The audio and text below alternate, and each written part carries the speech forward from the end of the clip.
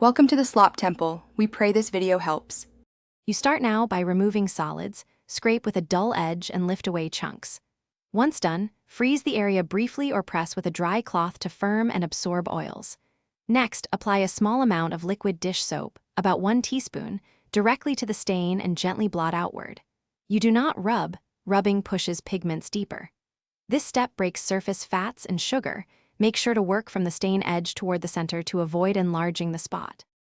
Once the soap stage lifts surface residue, switch to an enzyme or oxygen-based cleaner to digest cocoa proteins and oils.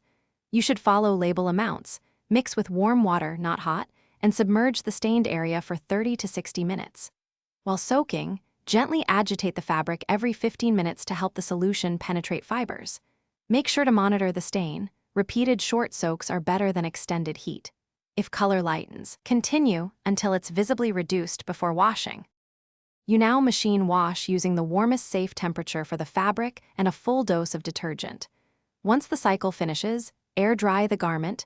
Do not use a dryer until the stain is gone, because heat sets chocolate. If you still see a trace, reapply enzyme cleaner and repeat the soak and check routine rather than drying.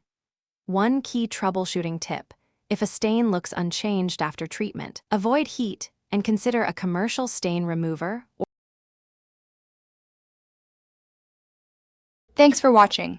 Consider subscribing if we helped you.